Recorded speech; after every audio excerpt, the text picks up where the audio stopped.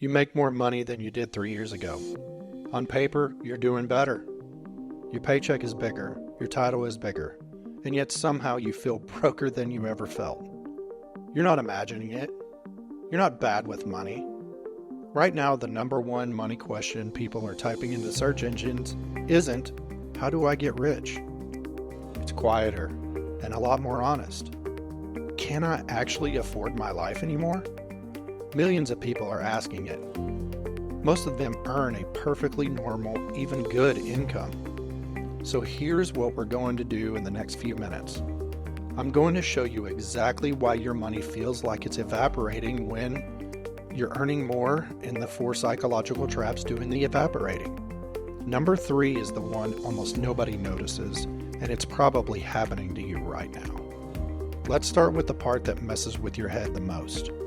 Both things are true at the same time. You are earning more, and you are falling behind. Those aren't contradictions, they're the whole problem. Here's the honest version.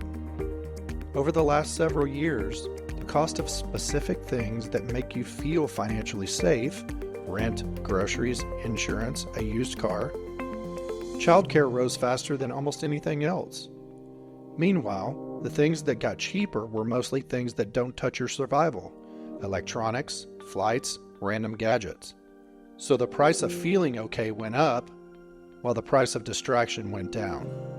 That's not a coincidence you can budget your way out of in one afternoon. It's the environment you're living in. But, and this is why this channel exists, the environment is only half of it. If it were purely prices, everyone at your income level would feel identically squeezed. They don't. 2 people can earn the exact same salary in the same city, and one of them lies awake at night while the other one sleeps fine. The difference isn't the paycheck. The difference is what's happening in their heads. For the rest of this video, we're going to leave the headlines alone and go somewhere more uncomfortable. The 4 ways your own brain quietly mistakes more money disappear. Trap number 1 is the most famous one, and it still gets almost everybody. Psychologists call it the hedonic adaptation. I call it the raise that vanished. Here's how it works. You get a raise. For about 2 weeks, it feels amazing. Then something quiet happens. The raise stops feeling like extra money and it starts feeling like normal money. Your brain resets the baseline. The new number becomes the number you need, not the number you're grateful for. And because it now feels normal, you start spending like it's normal. Slightly nicer groceries, the upgraded phone plan, delivery instead of cooking because you've earned it. None of these decisions feels reckless. Each one is small, each one is defensible. And together, they eat the entire raise before it even reaches your savings account. This is why lottery winners so often end up back where they started, and why so many high earners have almost nothing saved. It was never about the size of the income. It's that human beings adapt to abundance shockingly fast. Whatever you have, your brain rounds down to not quite enough. The fix isn't willpower. Willpower loses this fight every time. The fix is a structural one, and I'll give it to you at the end, because it's the same fix for 3 of these 4 traps. Stick around for it. Trap number 2 is the one your cell phone installs for free. Call it the comparison tax. Here's the cruel mechanics of it. You are not comparing your life to your neighbors anymore. Your grandparents compared themselves to maybe a dozen families on their street, people roughly like them. You compare yourself to a curated global feed of the best 5 seconds of 10,000 strangers' lives. The vacations, the renovations, the engagement rings, the "we did it" posts. Your brain did not evolve for this. It treats every one of those images as a member of your tribe, doing better than you. And so the finish line, the amount of money that would feel like enough, keeps sprinting away from you. Every scroll moves it forward. This is why a 6-figure income can feel like poverty. Not because 6 figures is poverty, it obviously isn't, but because you've been shown a highlight reel that makes it feel like the floor instead of the ceiling. And here's the part that actually cost you money. Comparison doesn't just make you feel bad. It makes you spend. The upgraded car you didn't want 6 months ago. The renovation you talked yourself into. The vacation you couldn't really afford but posted it anyway, which then becomes someone else's comparison tax. It's a machine, and everyone in it is both victim and advertiser. You can't delete the feed out of your life, but you can learn to see the tax for what it is. A bill you never agreed to pay, charged to your self-worth, collected in dollars.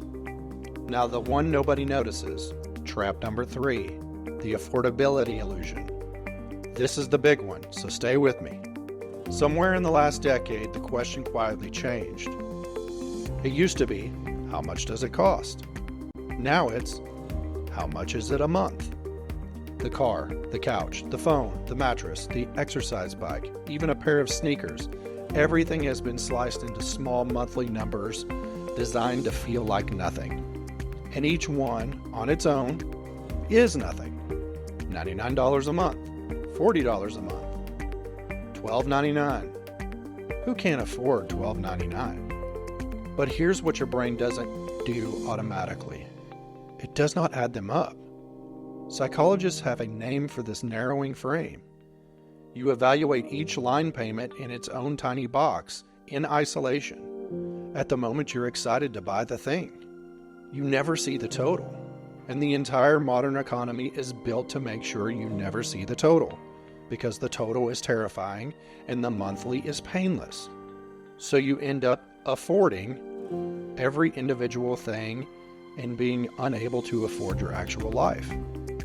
Your money isn't going to one big irresponsible purchase, it's going to 30 responsible feeling small ones, each of which pass the $12.99 test. If you want to feel this instantly, do one thing tonight. Write down every recurring payment you have, every subscription, every per month, every auto renew, and add them into a single yearly number. Not monthly, yearly. Most people who do this genuinely gasp. That gasp is the illusion breaking. That's the sound of you seeing the total for the first time. The monthly number is a magic trick. And once you can see the trick, it stops working on you. Trap number 4 is the shortest and it's the meanest because it feeds on the other 3. When money feels tight, you get stressed, and stress does something specific to your decision making. It shrinks your horizon. Under financial pressure, your brain stops thinking about next year and starts thinking about the next hour. It wants relief, now.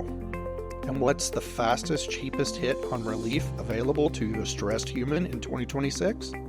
Buy something. A treat. A little, I deserve this. A small purchase that for about 20 minutes makes the pressure lift. So the very feeling of being broke pushes you towards the exact behavior that keeps you broke. Scarcity makes you spend. It's a spiral. And it's not a character flaw.